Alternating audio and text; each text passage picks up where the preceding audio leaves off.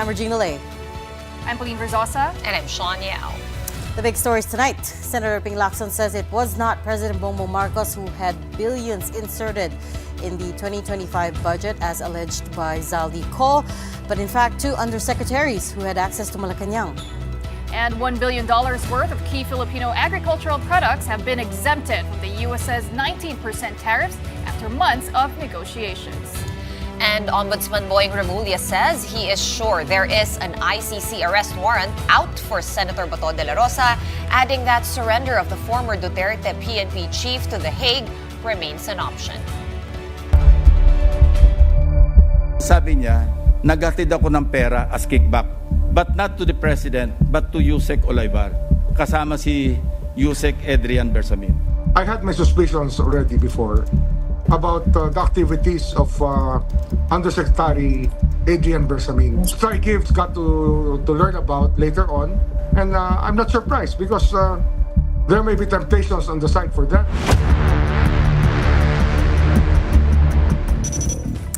President Bongbong Marcos has nothing to do with it. At least that's what Senate Blue Ribbon Committee Chair Senator Ping Lacson said as far as the 100 billion peso insertion in the national budget is concerned. Senator Lacson said this was all detailed to him by former Public Works Undersecretary Roberto Bernardo, who had testified a number of times on the flood control hearings, and he had advised Bernardo to write to the president. Moments after the letter arrived at the palace, the cabinet resignations happened. Meanwhile, another cabinet member has accused presidential sister, Senator Amy Marcos, of making noise because she will be implicated in the flood control scandal soon. Mean Los Baños has tonight's big story. Senator Ping Lacson says he felt bad for President Bongbong Marcos after his own sister, Senator Amy Marcos, openly accused her own brother of using drugs with his wife, Liza, and son, Congressman Sandro, on day 2 of the Iglesia ni Cristo Rally for Transparency. Alam mo, that's very un-Filipino, no? Kasi tayo, mag-aaway man yung magkapatid. Diba, nalilimit yung usapan within the confines of the home. Or at most, minsan, binubulong sa mga kaibigan na sinisiraan yung kapatid. But not in front of hundreds of thousands of Filipinos.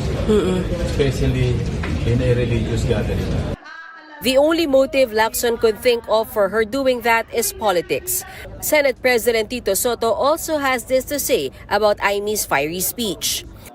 It could be the defining moment of her political career. Davao City 1st District Congressman Pulong Duterte immediately issued a response, saying if what Senator Amy said was true, then the Filipino people deserve clarity, not excuses. He said all this has intensified their call for all government officials to undergo drug testing. No one exempted, no one to be accorded special treatment. For Akbayan Party List Representative Percy Sendanya, Senator Amy's outbursts has strengthened their conviction that government should not be a family matter. Thus, the urgent need to pass the anti-political dynasty bill. Even Presidential Advisor for Poverty Alleviation Secretary Larry Gadon hit Senator Amy. Kaibigan kita pero hindi ganyan dapat ang ginagawa mo. Sinisira mo yung pangalan ng buong pamilya nyo. He also defended the First Lady, whom Senator Amy said was also into drugs. Gadon accused her of attempting to make noise because the senator will allegedly be implicated in the flood control investigation soon. Malapit na kumanta yung iyong bagman dyan sa Ilocos, yung mga DPWH projects na yan. At sa aming narinig din na si Diskaya pala ay contributor sa campaign mo.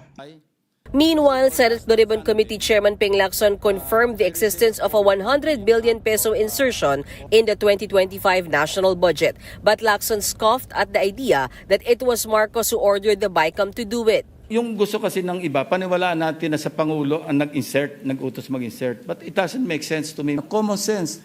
Siya nag-utos, ibibito niya. According to Lacson's information, someone could have just used the name of the president. May mga tao sa Malacanang, not authorized by the President, who misrepresented him. But how did Lacson know for certain that the president had no hand in the DPWH project kickbacks? According to Lacson, former DPWH Undersecretary Roberto Bernardo himself, who was testified to the committee a number of times, called him up just last Sunday to discuss in detail where all the kickbacks went and how the 100 billion pesos was inserted in the budget. There was no mention of the president. Instead, Bernardo said it was resigned DepEd Undersecretary Trigiv Olayvar, who was the one who conducted meetings on the unprogrammed appropriations for the Office of the Executive Secretary. Olayvar resigned on the same day as Lucas Bersamin, Amena Pangandaman, and Legislative Liaison Head Adrian Bersamin.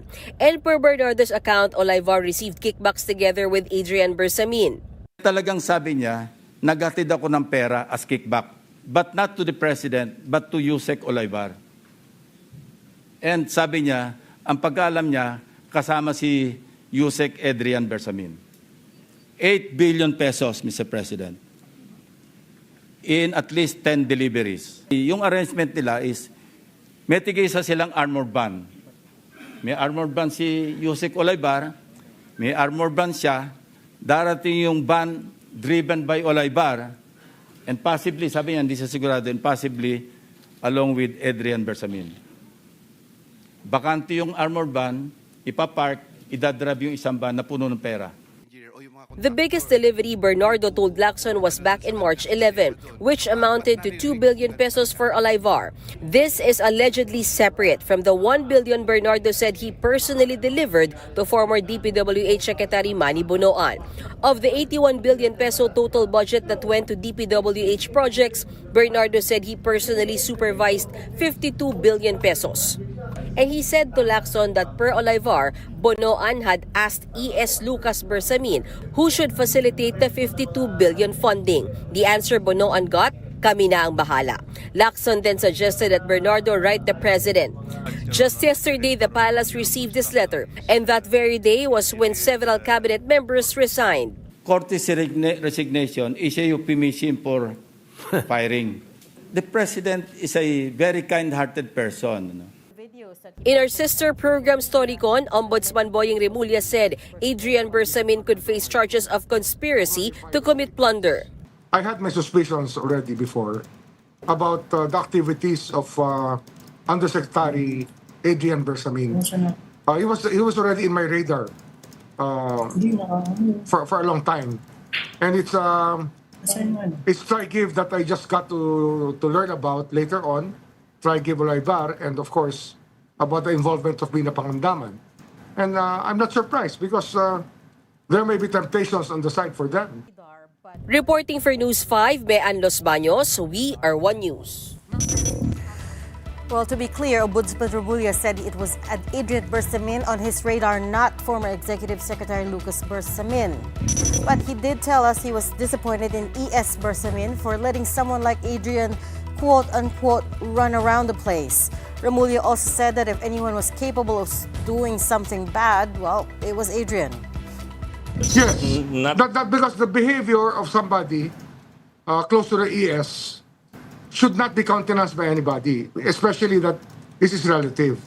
So at that time, I just let it go. But I knew already that if there's somebody capable of doing it, it was this guy. So to be very clear, Yusek Adrian Bersamin was already on your radar, but was E.S. Lucas Bersamin also on your radar at that point? Not really. Not Yusek, not Secretary Bersamin. Okay. Not the Executive Secretary. But I deemed it a bit of a weakness on his part to allow somebody like Adrian to run around the place, and it was very disconcerting for me to see that because it's hard work. It's hard work as DOJ Secretary. We risk our life every day, and we don't like people like him running around taking liberties with the power that's given to us in their office. The Ombudsman's comments come after Senate President Pro Tempore Ping Lacson said Roberto Bernardo identified Adrian Bersamin in Trigvi Olayvar as the people who allegedly used President Marcos's name to insert the 100 billion pesos into the 2025 budget. Remulla said what Adrian Bersamin did could constitute conspiracy to commit plunder. Well, sa graph yan. It will go to Ibig sabihin, 019. kung papailan siya ng Section kaso, 3. yeah, kung papailan siya ng kaso, ano yung magiging kaso against him? Well, actually, ang unang supposition ko rito is sa conspiracy. Conspiracy to commit plunder. So, Conspiracy to commit conspiracy. plunder, and if not malversation. It could have been malversation, but right now, it's evident. It looks like conspiracy to commit plunder. Oh, the Marcos family feud has taken a bitter turn. In case you missed it, here's what Senator Amy Marcos said about her brother, the president, and her sister-in-law, First Lady Liza Araneta. And in front yet of thousands of Iglesia Ni Cristo members at the Carino Grandstand last night. Patid ko na nagda-drug siya.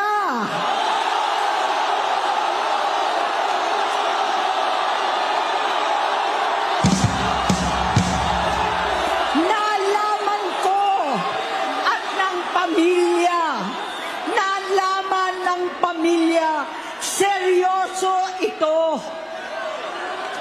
Minsan, kami ng Presidential Guard at Metro Gompa ang naglilinis tuwing nagpa-party po sila. Palace spokesperson Claire Castro immediately came to the president's defense. But it was this reaction from presidential son and House Majority Leader Sandro Marcos that elicited a reaction from Senator Amy. In a statement, Sandro lamented what he described as a painful betrayal within the family, as he had long maintained respect for his aunt, acknowledging the role she played during the early years of his public life. But that respect, he added, has been met with accusations that crossed a line aimed at destabilizing this government to advance her own political ambitions. Sandro then condemned Senator Marcos's repetition of allegations against the president, the First Lady, and for the first time himself, calling them not only false but dangerously irresponsible. The House Majority Leader urged the public to stay focused on facts and to not fall for narratives meant to damage the administration. He ended his statement with, "Hindi ito asal ng isang tunay na kapatid," in all caps. This immediately got the senator's attention. In a Facebook post this morning, the senator said her nephew seems to be stirring a long-time speculation that she is not a real Marcos sibling. Amy then offered a simple solution to it. She'll take a DNA test, and the First family will take a hair follicle test for drug use. This was Palace Press Officer Claire Castro's response to the senator's challenge. Ulitin natin. Paulit-ulit, uulit-ulitin natin, hindi po tayo magpapadala kung ano ang sinasabi ng mga maiingay. Matagal na po itong naresolba. Uulit-ulitin ko paulit-ulit. Ang Pangulo po ay malinis at ang Pangulo po ay hindi magpapadala sa anumang pag-uudyok. In other news, more than $1 billion of Philippine agricultural products will be exempted from the 19% tariff to the United States. And that is the happy news that came out of a press conference held this afternoon by DTI Secretary Chris Roque, former Special Assistant on Economic Affairs Frederick Go, and Board of Investments Chair Seferino Perry Rodolfo.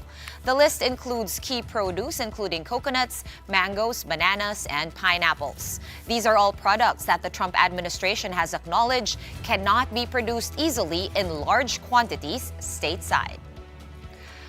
Other items to be exempted are coconut oil, both crude and other than crude, which is the country's top agri-export to the U.S. Fruit juices that are and processed pineapples are likewise exempted. Desiccated coconuts, prepared or preserved coconuts, dried guavas, mangoes and mangosteen, frozen tuna fillets, rice wafer products, and confectionery products. This comes after 4 months of extended negotiations between the U.S. and the Philippines. Recall that President Trump announced the 19% tariff in July when President Marcos visited him at the White House. Secretary Go, citing U.S. trade data, said the latest exemptions amount to over $1 billion in export value, while Yusek Rodolfo says this will make over 46% of Philippine exports to the U.S. tariff-free. We're very glad today that we're bringing good news that these products are now exempted. Based on the United States data, the exempted agricultural products amount to over $1 billion, no? Or $1.03 billion. So it's a very significant export. It may be recalled that since May of this year, the Philippine government has been engaging with the United States with a view to address the impact of the reciprocal tariffs to Philippine exports. This decision to expand tariff exemptions for a wide range of key Philippine agriculture products provides important relief for our exporters and reinforces the strength of our trade relationship. These industries sustains thousands of Filipino farmers, MSMEs, and rural workers, and this decision offers not only immediate relief, but also renewed confidence and stability. Other agricultural products that are no longer subject to the 19% U.S. tariffs include coffee and tea, cocoa and spices, oranges, tomatoes, beef, and some fertilizers. Electronics and semiconductors, which were already previously exempted, will remain tariff-free, according to the trade officials. Electronics are the Philippines' single biggest export product to the U.S. These exemptions were announced just one day after incoming Executive Secretary Ralph Recto finally admitted that the economy is now on a slower growth trajectory. He said the economy should grow between 4.7 to 4.8%, well below their original target of 5.5 to 6.5%. All right, let's try to hash this out with our guest today. Joining us is DTI Undersecretary for the Industry Development Group, Undersecretary Seferino Peri Rodolfo. Good evening, Yusek Rodolfo. Good evening to viewers of The Big Story. Good evening to Regina, Pauline, and Sean. And I should add, you're also the chair of the Board of Investments, which is why you were at that table earlier today during the press conference. So first of all, congratulations. Tell us how you guys managed to work this deal out. Sorry, first, I'm not the chair. I'm just the vice chair. Ay, sorry, the chair, vice the secretary of the Trade and Industry. Okay, sorry. So vice chair lang po. I just promoted you, Yusek. Pero anyways, congratulations. Yes. I know you had a hand in this. So how did you guys work this deal out? Actually, with a lot of patience and trust in that at the end, the system will work. If you would note, we have been receiving a lot of criticisms because other countries have been forging and signing, concluding their own agreements on reciprocal trade. Si Philippines po, medyo mas patient tayo because we're really looking at, for us kasi, it's better not to have any deal than a bad deal. And we felt that we just really have to be patient and constantly engage the US in terms of what are our products of interest as well as what are the sectors that we needed to really protect. So, talagang patience lang ho ang ginawa natin as well as convincing the US that these products are anyway not produced in the US, as well as also engaging with other similarly situated countries that whose exports are also affected. Yun kung nilabas ni President Trump na executive order last November 14. That applies not just to the Philippines but for everyone. Kaya lang ho, yung mga produkto, marami ho dun sa mga produkto na yun, ay agricultural products that the Philippines exports to the US. And very important, we are number 1, number 2, or number 3 in terms of our share of these products to the US. Quick example, halimbawa sa coconut, desiccated coconut, we are number 1 in terms of desiccated coconut as an exporter to the US. Crude coconut oil, the same, number 1 din ho tayo. Coconut fatty acids, number 1 din ho tayo. So while the exemptions are applied to all countries, the Philippines definitely will benefit more than other countries for these products. So you guys basically built on that EO. You're correct, yung EO ni President Trump applies to all countries because they don't produce those products stateside. Pero you guys added onto that, particularly for things like coconuts and coconut products, which the Philippines produces.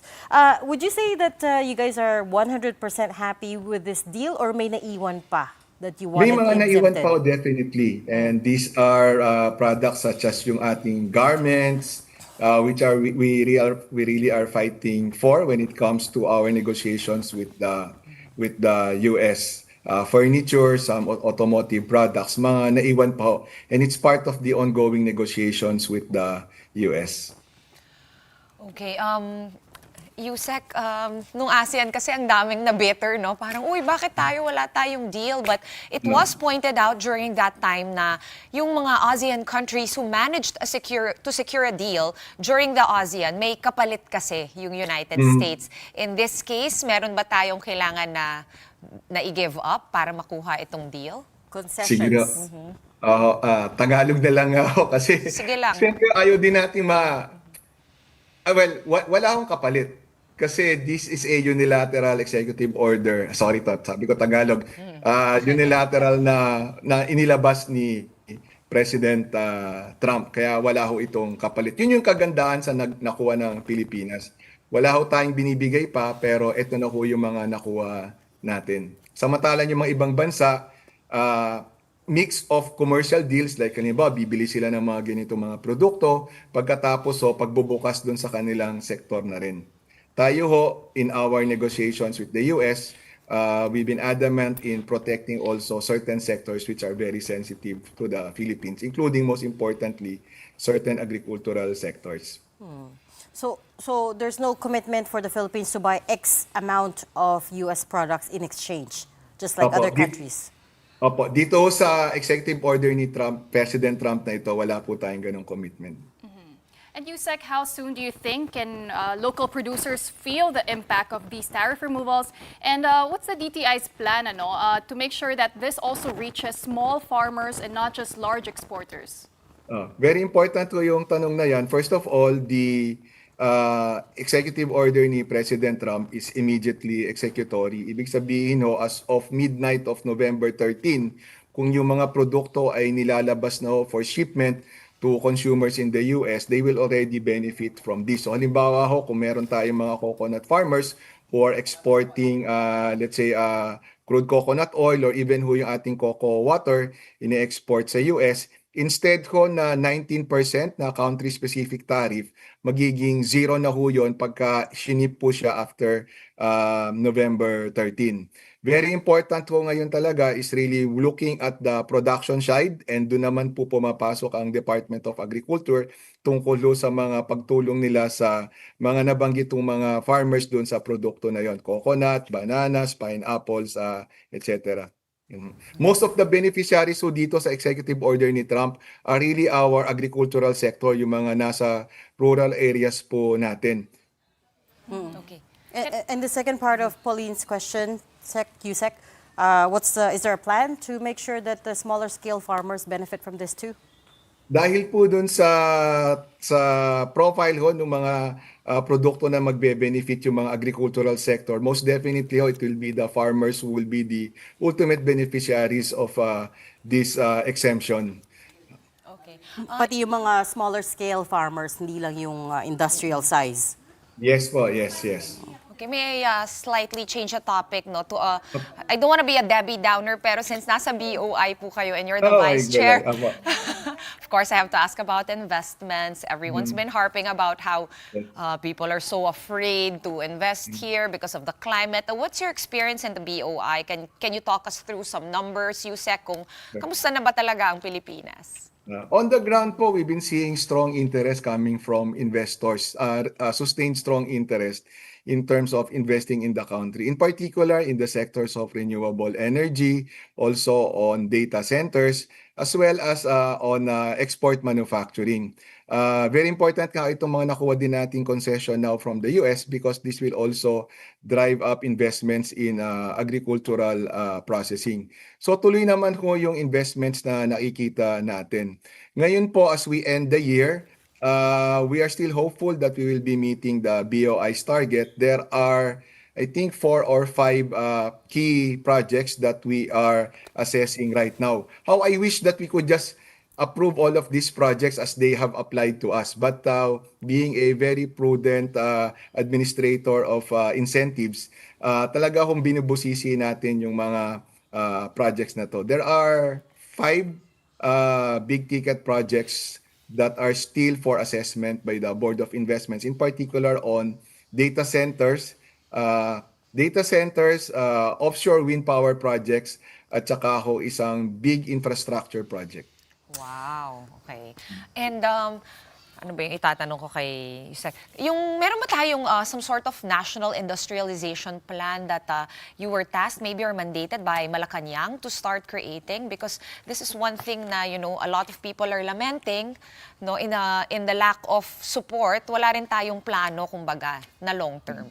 Dalawa po yung nagko-converge dito. One is the market-orientedness of the Philippines, but at the same time, with the government working closely with the private sector, providing guidance. Ang mapapansin nyo dito, yun hong mga sectors that are benefiting from investments dito sa bansa ho natin have been those that are, number one, benefiting from policy reforms. Tapos second, yung easing of the doing business in the Philippines. And third, yung atin kong promotional efforts. Kung babalikan nyo halimbawa ang ating investments, sectors that have been driving investments, number one, renewable energy. And how did that come about? Dahil ko yun sa pagtanggal during this administration of the cap on foreign equity on renewable energy, which we did way back in, I think, November of 2022. After we removed that cap, pumasok na po yung mga investments. Tapos we are also easing the permitting process for renewable energy projects. Yun ho yung template na pina-follow natin as we develop the sectors. So kung renewable energy po, next po ang makita natin dito ngayon yung sa mining and mineral processing. That's why we are very thankful to Congress for passing the amendments to the mining fiscal regime. Tapos we are also working now on an executive order that would be easing the doing business and permitting processes without sacrificing the robustness of our being able to stick to environmental standards pagdating ko sa mining and mineral processing. And then the other sector that we are promoting would be yung data centers po, in particular those that are driven by renewable energy. Yusek, what about electronics and semiconductors? We mentioned earlier, they remain tariff-free. So has that given us additional leverage in terms of attracting more U.S. investments, like advanced manufacturing, for example? Pagdating ko sa electronics, yung manufacturing side of the electronic sector is actually driven by the East Asian countries and economies. Kagaya halimbawa ng South Korea, Japan, and Taiwan. So the brands really are US-based, but when it comes to their manufacturing capacities, they rely on the supply chain from these countries. Of course, there is an effort of the US to also bring back the manufacturing on the semiconductor and electronics. The Philippines plays a very important role when it comes to the supply chain for semiconductors and electronics, particularly po dun sa tinatawag natin assembly, testing, and packaging of the semiconductor products, leveraging our talented workforce. So yes, in short, yes, we have been getting investments when it comes to semiconductors and electronics, particularly dun sa assembly, testing, and packaging portion, as well as dun sa tinatawag nating na electronics contract manufacturing. Yusek, you said you're still seeing strong interest from investors, but do you not get questions about how this massive flood control scandal that exposed how systemic corruption is in the country? Do you not have to field questions about that from foreign investors interested in setting up shop here?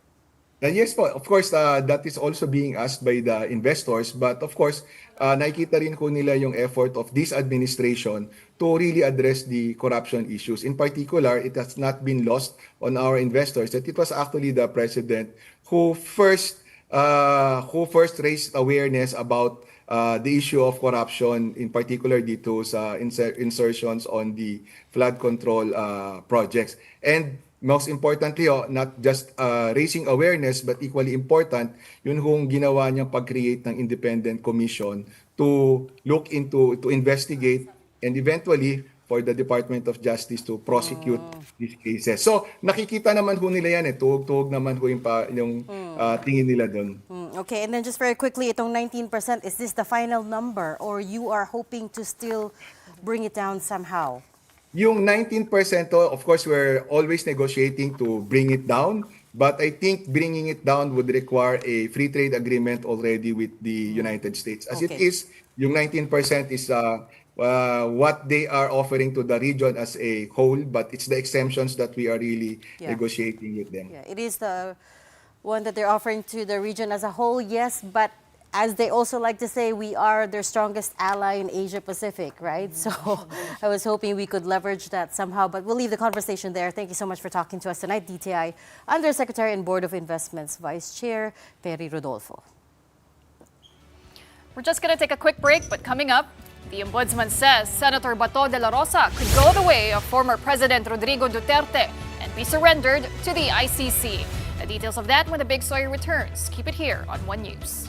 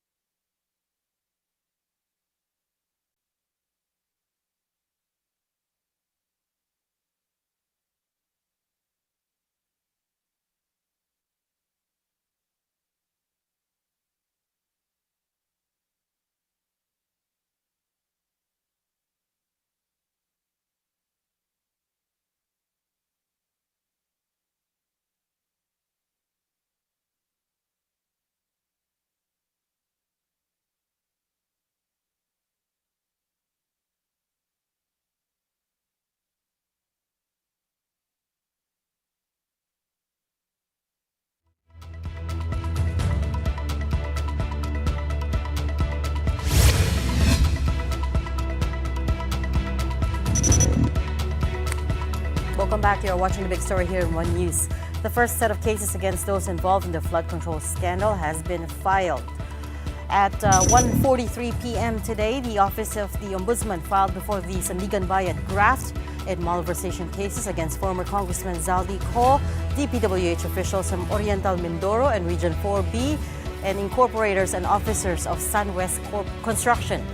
Along with the charges is a petition to cancel Zaldi Co's passport, which Ombudsman Remulla told Storycon means they don't have to go through DFA. This week, we will there's already a pending motion together with the filing okay. to cancel his passport. It's a court order already we're looking at. Not court anymore order. a DFA order. This is just filed with the docket division of Sandigan Bayan. Yeah. It will be raffled off tomorrow. And after the raffle, the court itself will have to rule on whether to issue a warrant of arrest and to whether or not to cancel his passport. Remulla also said he is willing to heed Co's call to investigate President Bongbong Marcos and former House Speaker Martin Romualdez for alleged involvement in budget insertions, but insisted that Co should come home first. The Ombudsman won't even entertain the idea of Co testifying via Zoom. You have to have a sworn statement here to tell us what really happened and what role you played and how you found out everything, and you have to swear by it. And you cannot do that by social media. Can you swear by it sa consul? Kasi yun ang sinabi kahapon sa amin ng DOJ, That can be done. That can be done. But, you know, Ami, you have to be able to ask him searching questions also. We have to be able to notice his deportment and how he conducts himself. That's why face-to-face hearings are required. And you cannot just keep hiding. Yes. If you really want to tell the truth, we will protect him. But he has to come home. Ombudsman Remulla, on another topic, also stood by his early statement that he already has a copy of Senator Bato de la Rosa's arrest warrant from the International Criminal Court. But he said he can't publicize the copy just yet because it's not the officially transmitted document. Sure ako kay Bato, sure ako ron. It's a complication with the ICC. But I will stand by my word that there's a warrant. It will arrive officially very soon. I still have my copy, but it cannot be used because it has to be an official transmission. Yes, sir, because but 9851 does not mention Interpol. We can do what has to be done with respect to the warrant issued by the International Tribunal.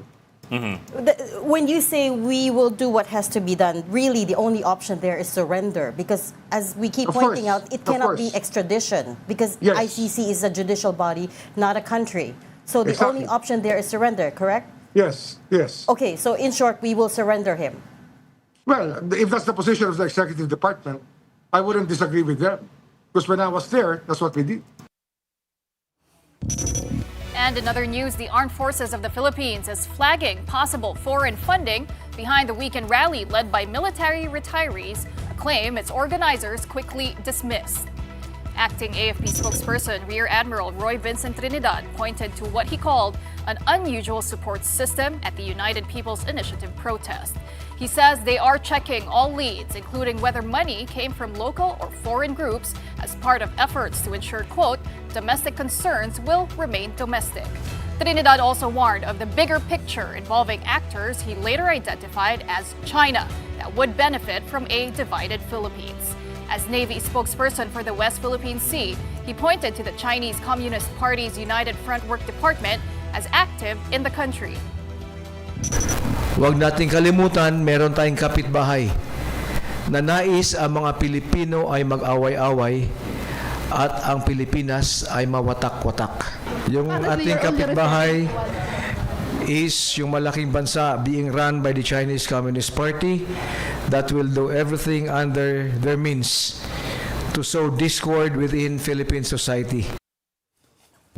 But UPI founder, retired Major General Romeo Poques, rejected this allegation in a Facebook post saying, anong foreign funding? Hindi nga namin mapakain lahat ng nag-a-attend ng rally namin. UPI is composed mainly of retired military and police officials. All right, to talk more about that, let's bring in Rear Admiral Roy Vincent Trinidad, acting spokesperson of the AFP. Good evening, Rear Admiral. Can you hear me okay? Yes, good evening, ladies. Magandang gabi sa taga-subaybay ng inyong show. I apologize for the typo on your name right there, but it's Trinidad. Anyway, sir, ano daw? Saan daw galing tong claim that the UPI rally may have been foreign funded? Where did you hear that? Alam mo, ladies, when we look at what is happening right now in the country, these are incidents not happening in isolation. If you look at the bigger picture of what's happening in the West Philippine Sea, we look at Bajo de Masinloc, we look at all the information, disinformation, malinformation being waged against the government, against the Philippines. There is a nexus, there is a point of intersection. And we would just like to be very sure that what is happening domestically is not linked to the bigger picture in the West Philippine Sea. And I mentioned that this morning that the rally conducted at the People Power Monument was well organized and well funded, unlike previous or the usual rallies that we usually see. So we are looking into all of this to see if indeed this was only by local sponsors. And we would like to be very sure just to ensure that the state and the people are well protected and secured. So you're looking into it, but at this point, have you found any sort of evidence or, evidence showing that they could have gotten funding somewhere else? What we are looking at in the military are indicators. If you speak about law enforcement, they look for evidence beyond reasonable doubt. In the military, we look for patterns, we look for trends, we look for indicators that these activities are not normal. They are unusual, they are well organized, they are well funded. And if it warrants further investigation or validation, then at least we have a lead on where to look at. Rear Admiral, can you talk us through these patterns that you're seeing? Are you at liberty to share some of them para rin kami at saka yung mga nanonood sa atin ay maintindihan at alam mo yun, matuto tayo mag-identify nitong mga patterns and trends? Okay, I would like to start from the topmost. Go ahead. If we are talking about corruption in government, we all support that. The moment the narrative becomes inciting the AFP to withdraw support, it's a different story. We go one step down. If you are talking to the Chief of Staff, addressing him or the members of the AFP, that we have a president who does not anymore deserve the support of the Filipino people. If we look at information being waged against the AFP, demonizing the AFP, these are not anymore normal narratives of different groups that would like to support or call for an anti-corruption campaign in government. So all of this, like what I mentioned, we are looking at this because this will impact into the overall security of the country. Okay, but sir, you are talking about retired generals. These are your colleagues, former colleagues here. Do you think na infiltrate na po ng China kahit yung AFP natin? When we speak of the United Front Works of the Chinese Communist Party, they operate very subtly. Yung iba dyan, hindi natin alam, nakagamit na pala tayo. We don't know that one of in their playbook is to infiltrate society, infiltrate government, and to destroy it from within. What is their theory of victory? Just to be able to divide Philippine society and make us focus on internal concerns and not on the bigger picture na kung saan may interest sila, which is the West Philippine Sea. Now, if we start connecting the dots, we have had a local chief executive with a dubious background. We had the submersible drones in our maritime domain. We had alleged spies with high-tech equipment. We have had Chinese-looking nationals being arrested with fake government IDs. Nothing of this happens in isolation. And we are trying to look at if there are patterns or trends among all of these incidents happening in the country. Have any connections been made between these dots that you just mentioned, sir? That's part of the ongoing checks that we are doing, which at this moment I'm not at liberty to disclose yet. Okay. Sir, we have retired Major General Pokis denying this already. Sinabi pa nga po niya, what funding kung hindi daw nila mapakain yung mga attendees sa rally. What's your response to that, sir? Well, again, it is still an ongoing check that we are doing. Anybody could say anything. If at the end then they come out clean, then we have nothing to worry about. But again, we have to look at the bigger picture and how the bits and pieces of the bigger picture fit in. Okay. At to Pauline's point, no, sir, nabanggit na rin niya yung wala nga mapakain sa rally. Pero in your statement earlier to the press, you mentioned na napakabongga nung catering. Ano po ba yung napansin ninyong bonggang catering doon sa event? And what made you say that napaka-engrande nung planning? I think those were the words you used, sir. When you have an air-conditioned tent, when you have catering services na naka-catering van, when you have the not average na pagkain na binibigay, hindi ito normal. This don't come free. There are people sponsoring this, funding this. Ang tanong sino? At bakit? Anong interest nila? And then we have a group of people attending the rally calling for the AFP to withdraw support from the president. These are not normal narratives. from Filipinos. We are looking into all of this in coordination with the Philippine National Police. But we have to admit, sir, napaka-divided po ng ating population right now, no? May mga kumakampi sa ganitong panig, may ganitong panig. Is it not possible that it's just actually domestically funded? Are you also looking into that? I don't want to speculate on whether it's only domestically funded or may foreign funding. Again, we are looking into everything. What happened over the weekend is not normal. Makita naman natin yung preparation. And then they even requested for an extension ng isa pang araw. Ibig sabihin, kaya pa ng pondo nila. It just so happened na hindi na-deny yung kanilang extension. As Pauline pointed out, this was one of the co-conveners of this is retired General Pokis.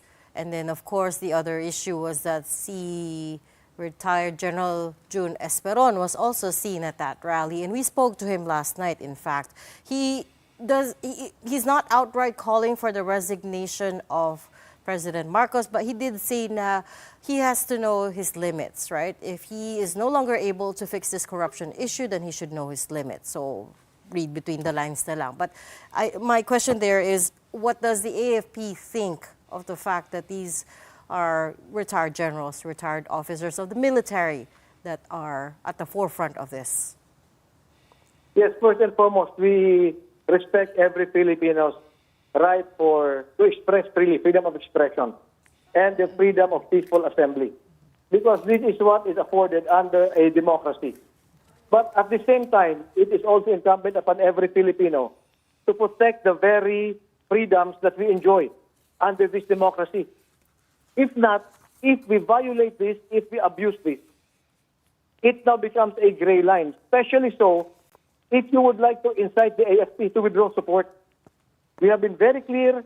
It is our mandate to protect the sovereignty of the state, the integrity of the territory, and the Filipino people.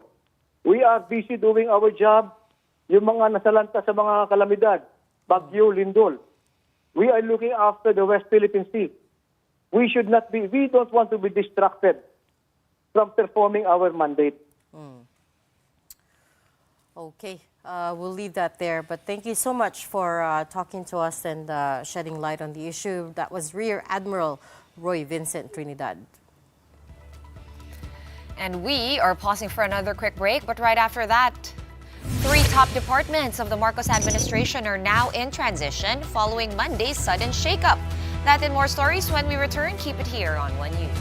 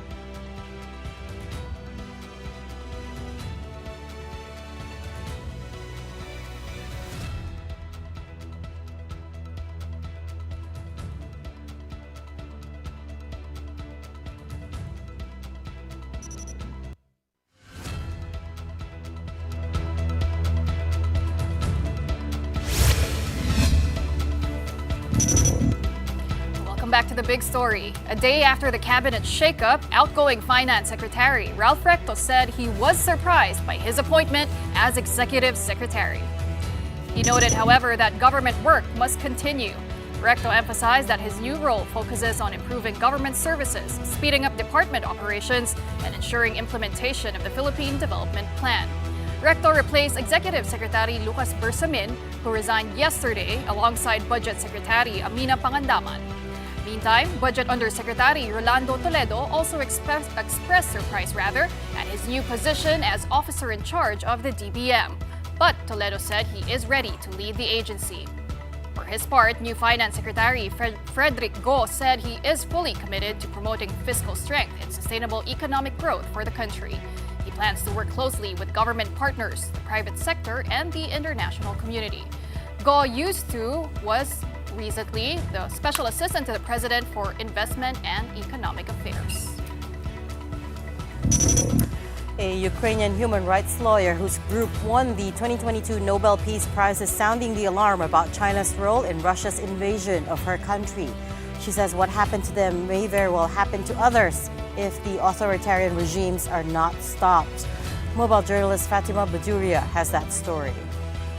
Russia is China's proxy. That was the message from Ukrainian human rights lawyer Alexandra Matvichuk, who visited Manila recently to speak at Rappler's Social Goods Summit. Matvichuk heads the Center for Civil Liberties, which was awarded the 2022 Nobel Peace Prize for their work documenting war crimes. Russia is China's proxy. In the beginning of 2022, Putin went to Peking, met with Xi Jinping, and they made the joint statement about the new world order. And just several weeks after this, Putin started large-scale war. There is no coincidence. Matvichuk says China is examining the war in Ukraine closely and supporting Moscow in a bid to challenge the US-led international order. She warns that if Moscow gets away with it, authoritarian forces around the world will be emboldened. Russia openly broke UN Charter, so if Russia succeeds and will remain unpunished, it will encourage other authoritarian leaders in different parts of the globe to do the same, and we can find ourselves in a world which will be dangerous for everyone without any exception. When Russia invaded Ukraine in 2022, propaganda and fake news ran rampant, and journalists were among those first targeted and tortured. Matvichuk says that's because disinformation campaigns is a key tactic in Russia's war of aggression, and the battleground is social media. She says big tech needs to be held accountable for its role in platforming mis- and disinformation. We have to make the owners of big tech accountable. Because, I'm sorry, they are part of the problem. It's a battle for hearts and minds of people, and this battle has no national borders at all. Indeed, the Philippines is no stranger to this, having been called patient zero in the battle against disinformation. The Ukrainian people remain resilient and will continue to fight, she says. But her hope is that like-minded democracies like the Philippines can make their voices heard before the authoritarian regimes get their way. For starters, she wants Manila to join the Special Tribunal, which is an international criminal tribunal to prosecute crimes of aggression against Ukraine when it's set up. I hope that Philippines will join to the Special Tribunal on Aggression to send a huge, strong signal that aggressive war in 21st century is not welcomed. We really need your help. It's very difficult to fight in this genocidal war, especially with this digital dimension. And before we say goodbye, here is our big picture tonight. Finally, Google Pay is now available in the Philippines. The mobile payment service tied up with Visa and FinTechAlliance.ph for the official launch of the feature today, November 18. This means Visa cardholders can now add their debit or credit cards to Google Wallet and make transactions using Google Play. All they have to do is tap to pay using Android devices at contactless-enabled terminals. This also works for in-app and online purchases. There are 7 partner issuers for now, and these are China Bank, East West, GoTime Bank, Maya, RCBC, Union Bank, and Wise. I felt finally it's here. Finally. I was trying to, capture the feelings I read on Right. social media. About time. We've been waiting for contactless payment. Have you been able to No, use any? I wasn't trying to download it, by the way. I was trying to open the Okay. press release to find out exactly how the partner issuers, but then you just read it. Yep. I was like, And this is the same technology that enables people to cut their time at the MRT and pay With their using phones, just their yeah. Android phones because it's not Android which is phones, everywhere, yeah. which is available in many other countries already. You just tap your phone on the at the turnstiles, right? And you enter the train station. everywhere, not the coffee shops, restaurants, shopping, everything. But because we are the financial scamming capital of the world, now I wonder, okay, do I want all of my data out there? No, I'm kidding. I'm kidding. But I think that chip is secure, right? Oh, that chip is secure. And I don't think it goes through. I don't know how it works. Does it go through Philippines infrastructure? I'm not sure. Maybe not. But in any case, welcome news. Welcome for sure. news, and maybe Apple Pay will be next. Hopefully. Fingers crossed, it's really gonna be more convenient for a lot of Filipinos. It's faster, right? You don't need to bring out your card, so we're all excited for that. Okay, but for tonight, that's it for the big story. Thank you so much for watching. We are back here tomorrow at 7:30 p.m. and we will see you then. Kapatid, we are one news, all sides, all the time. Have a good night. Coming up next, we have Play-by-Play with Andre Felix and Cheska Leton Calao. Hey guys! Hi! Hello. Naka-sign up na ba kayo for Google Pay? Google Pay, of course. Diba? Convenience. Hindi pa? Bakit? Kasi honest si Cheska. Bakit? Kasi hindi ka naman magaganon? Hindi. What do you mean? Hindi ko pa na-download. Okay. Yeah. Pero I think yung convenience nga will help a lot of people. Gusto ko muna manood ng ibang tao doing it So before. now you can just also tap and pay apart from the train stations, at the restaurants, and booking your holidays as well, and of course shopping online is what the press release said. I mean, since the pandemic naman, di ba, we started also using Maya a lot. Di ba? We scan QR, kumbaga naging digital, more towards digital tayo, especially with the contactless, di ba, sa But you still have to do the whole QR code scanning, Yes. uploading. Oo. Pero ito yung thing di ba parang ang dali gumastos? Ayun na nga. Yeah, that's actually Kahit my naiwan mo yung wallet mo. That is a problem because the it's so government cannot easy help to with. spend. Daming complaint, no? Self-control. Pero DICT Secretary